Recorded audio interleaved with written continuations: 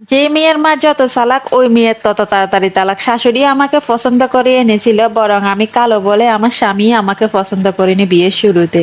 আমি বাড়ির বড় বউ। বিয়ের পর থেকে আমার শাশুড়ি আমাকে ভালোই আদর যত্ন করেছে, আবার আমাকে দিয়ে সব কাজ করিয়েছে। যাই হোক, কিন্তু এই শাশুড়ি বিয়ের 1 বছরের মাথা বদলে গেল যখন আমার ছোট দেবরে বিয়ে করে নিয়ে এলো এক বড় লোকের বাপে সুন্দরী ফর্সা মেয়েকে। এরপর থেকে আমার শাশুড়ি মা আমাকে বলতে লাগলো আমি কোন চোখ দিয়েই কালিনীকে আনছিলাম। না আছে চেহারা সিঁড়ি, না আছে টাকা পয়সা। আমার বাবা কৃষক জেনে কিন্তু উনি আমাকে বুক করে নিয়ে গিয়েছিল। এখন উনি এইসব কথা বলে।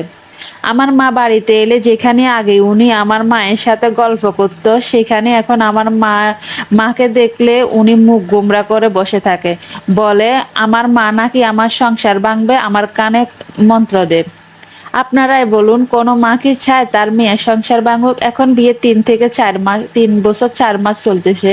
আমার একটি বাচ্চা আছে, আমার দেবরের একটি বাচ্চা আছে। আমার বাচ্চা কালো হয়েছে এবং আমার দেবরের বাচ্চা ফর্সা হয়েছে। আমার স্বামী কালো, আমিও কালো। আমার দেবরের বউ ফর্সা। আমার শাশুড়ি আমার মেয়েটাকে দেখতেই পারে না, বলে সর সর, মার মতন কালিনী হইছস।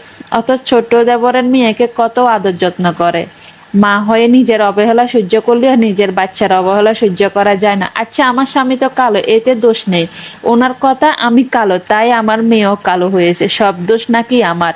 একদিন আমার স্বামী বাধ্য হয়ে বলল, মা তুমি আমার বাচ্চাকে এসব বলবা না, ও কি শিখছে এগুলোই? তুমি নিজেও তো ফর্সা, বাবাও ফর্সা, কিন্তু আমি তো কালো হয়েছি, এতে কার দোষ? শাশুড়ি বলল, আমার মুখে মুখে তর্ক করিস বেয়াদব ছেলে। এসবের পর গত 6 মাস আমি আমার স্বামীকে আর চিনতে পারছি না।